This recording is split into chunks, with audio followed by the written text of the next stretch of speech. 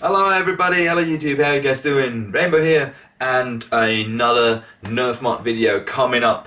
This time we're going to talk about the Vallerie LS 23, which is this beautiful build.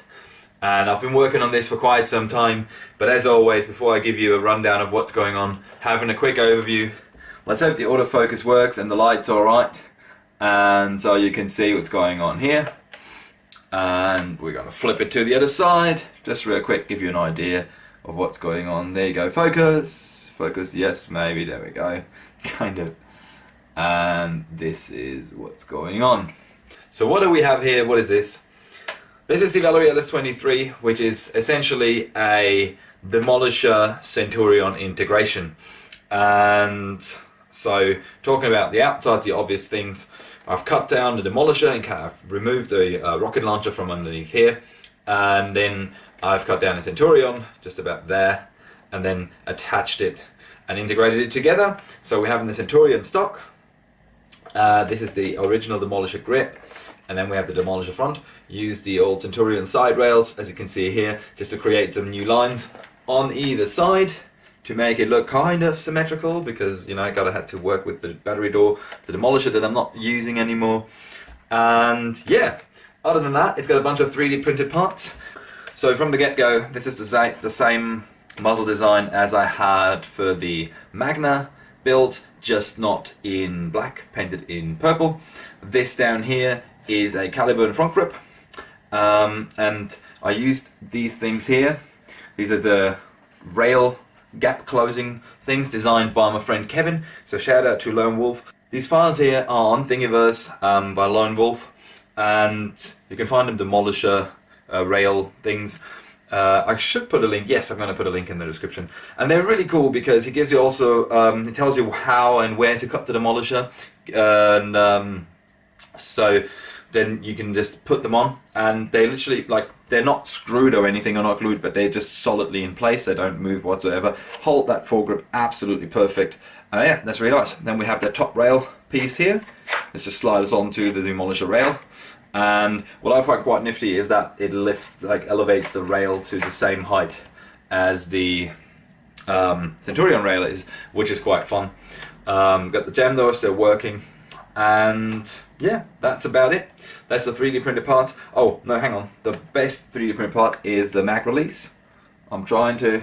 Oh, there you go. You can see it there now. Which is also designed by my friend Kevin, just especially for this build, and I really love it because the way he designed it, you can just push it forward here. You can sort of, your finger, just push it onto that notch. Or you can use your other hand and just have the thumb here. And it's just a perfect fit. So right there. There. And yeah, and then yeah, it's just such a good mag release. And thanks again, my friend, for designing this. This is awesome. And other than that, on the outside, we have in the back of the Centurion, we have a battery tray. Shout out again to Mr. Nathan. This time I went with his idea of a magnetic battery door. So this one just has a bunch of screw heads just there, and then in here you can see the LiPo resting in there. There's two magnets in here and two magnets up here, which basically held that in place just the moment you slap it on. That's solid. That doesn't move. And yes, it helps that I actually have some Velcro on that LiPo, so that doesn't chuck out the door. It's nice and easy. It works quite well. Again, shout out to Nathan. Thanks for this idea. It's brilliant.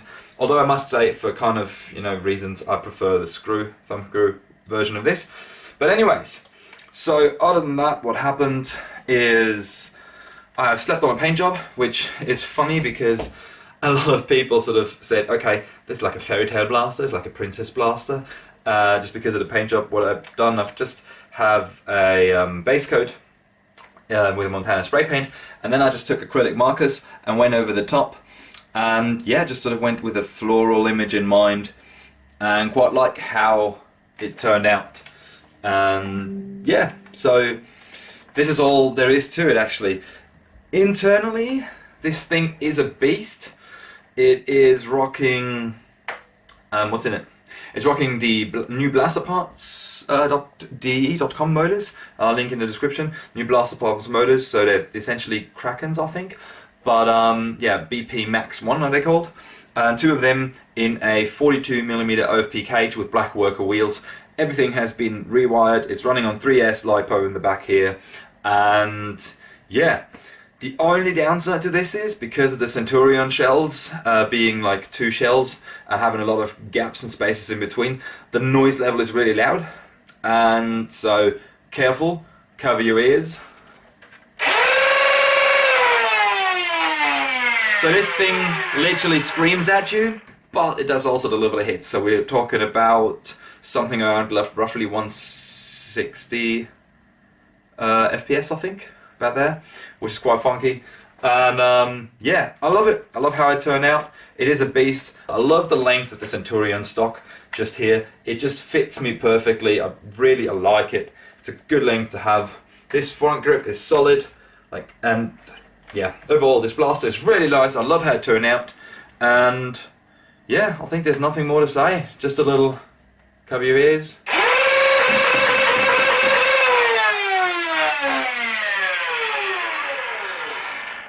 And yeah, so I don't know. This is about it. Yeah, it's just been in the making for so long because I went away to New Zealand, and also Merge Masters competition came in the way of this, and I had to finish another project. So yeah, this is the Vallerie LS 23 blaster. I hope you enjoy this build. If you got any questions about this, just send me an email.